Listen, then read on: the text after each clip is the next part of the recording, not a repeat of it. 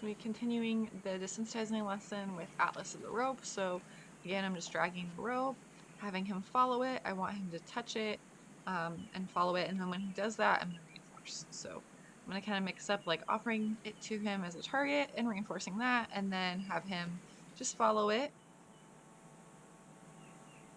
I want to get him completely comfortable with having that rope dragging, and I also want him to see it as a target and know that good things happen when he's near it and when he goes to touch it. So that's what I'm working on right now. So if you watched the last video, I had the rope folded up and then I kind of unfolded it in stages.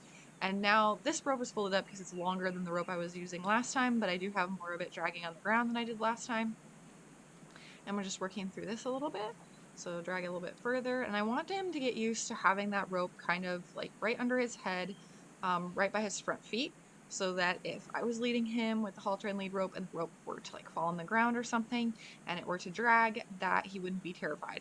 So that's kind of my goal here, is to get that rope closer and closer to his front feet and him kind of see it from that perspective, because that can usually scare a horse or trigger like a pawing, like stomping response. So that's something I want to kind of prep for before I do a lot of haltering or a lot of leading with the halter and lead rope. So that's what I'm kind of just working on right now. So it's going to be repetitive. So I keep walking and reinforcing him for following that lead rope and being comfortable with having it dragging kind of by his feet.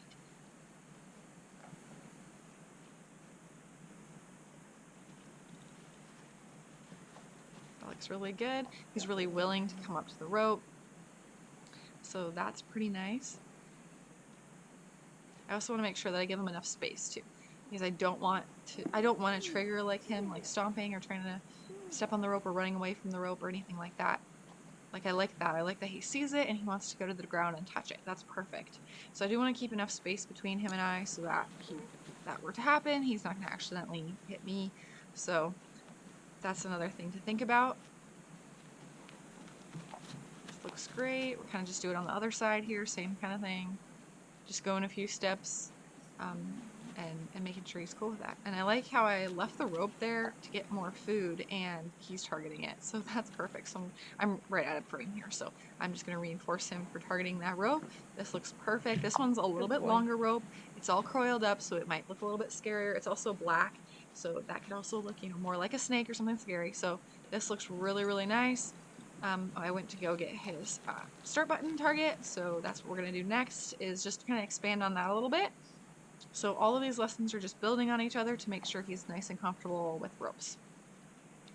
So I'm just going to reinforce him for touching the target, and then I'm going to have him actually use it as a start button. So he touches that cone, and then I'm going to swing that rope kind of down its side. And we worked on this a little bit before, so this isn't completely foreign to him. So I am going to be mixing it up a little bit. So swing it down the side, swing it in the front. It's just going to be, when he touches this, the rope movement is going to happen. So he's kind of raising his head a little bit, but not too bad. I got to be careful not to move the rope unless he has already touched his start button cone, because you can see he's kind of pulling his cone or his head up quickly from the cone. So that's another thing I need to look at and watch. I like that. It was a lot. See, then it was a little bit faster. So when he didn't actually touch it, it was slower, and then when he did touch it, it was a little bit faster, because maybe he wants to bring his head up kind of to a place where he feels safe because he knows that I'm going to do this. So just watching that can kind of give you a pretty good idea of where he's at mentally.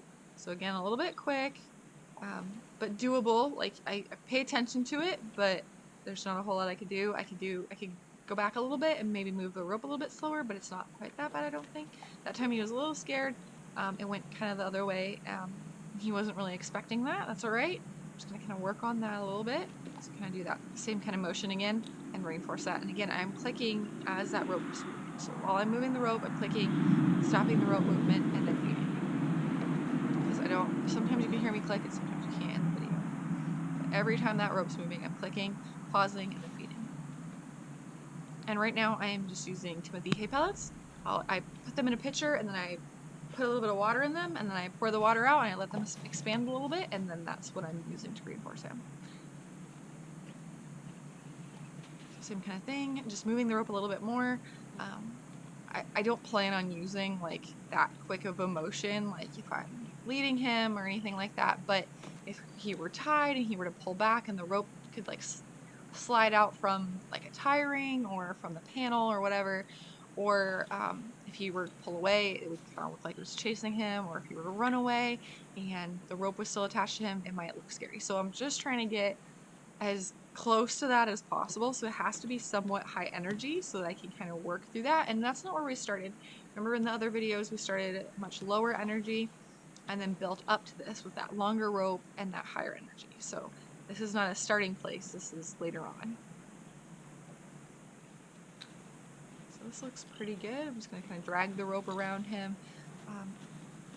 I don't really have anything bad to say about this. It looks pretty good. I like that he's choosing to stay here and participate. I like that he's not wandering off and grazing. It looks like there's lots of green grass, so this looks really nice.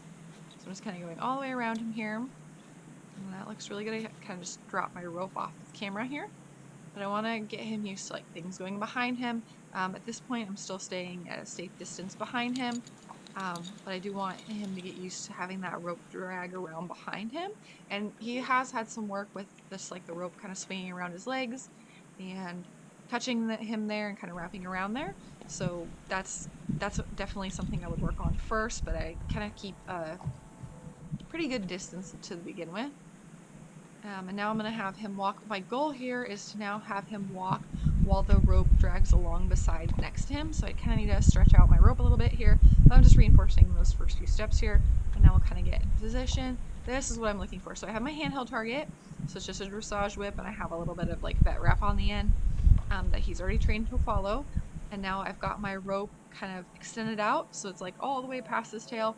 And then he's at a good, decent distance, and then I'm just having him follow that target while that rope drags along next to him a few feet away so that I can stay at a safe distance from him while still kind of training this. So this is looking very nice. I'm really happy with this. Obviously this part is going to happen after all the parts where he's standing still. I don't want to start with this part, but he has a history of being afraid of a rope, so I want to check all my bases here. I don't want him freaking out. I love that he's kind of stepping over it and he's just not caring as much. He used to be very afraid, like couldn't step over the rope, couldn't step over the hose when he was turned out in the yard, like just very scared about things on the ground and ropes specifically, or things that look like ropes. This is a huge improvement for him, and I like how he's moving forward. He looks pretty relaxed. His head and neck are level, or even lower than level. This is perfect. I really, really like that. Probably later on, I would probably just have this rope kind of, maybe just like have the rope just like looped through his halter so that I could kind of make the distance a little bit closer, like as far as the rope goes to his halter. But then I could maintain a distance so that would be somewhat attached, but not really. It could just kind of fall off if he got scared. And then I can stay in front of him with that handheld target, and that's going to be kind of the next step later on. But I just kind of put out some cones. I kind of wanted to work on teaching him different behaviors. So I want him to touch the target when I asked him to, stop when I asked him to, and then walk on when I asked him to. I try to differentiate some behaviors, and so I'm just going to play with some targets. So he's kind of like touching on his own, so I'm going to ask him to go forward instead, so I'm going to reinforce him there, and just kind of differentiate between cues. That's something that's pretty new for me. And for him, like I kind of work on one thing and then I work on the next thing and then I work on the next thing. And I really need to start mixing them up and combining them so he can do different behaviors on cue whenever I ask. So now I'm going to ask him to touch it and reinforce that. And he wants to continue to touch it, so now I'm giving him my cue to go forward. There, we'll reinforce that.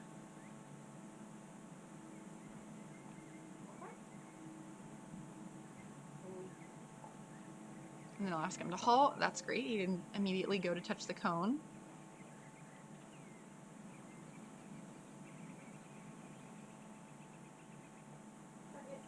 Now he wants to kind of touch the cone. Okay, I must have asked him to touch the cone there. I want to be really clear with my cues too, because if I can't notice while I'm like watching this video back, then it's going to be harder for him to know that I'm asking him to do something different. There, you can see better that time. I was pointing down at the ground or at the cone to show him I wanted to touch, and then I can say touch or target. And then there is my other hand signal to walk on, and then whoa, and then obviously my body stopping is going to be another cue for that. So ask him to go forward. He's kind of hesitating, wants to touch the cone. There he goes. So see, we're not perfect at it. It's actually not bad for doing this and not really practicing that much, but he does still get confused.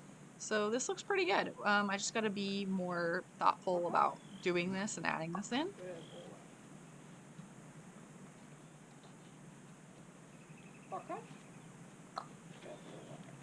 And then he's just listening to my voice cues here, so that looks really good.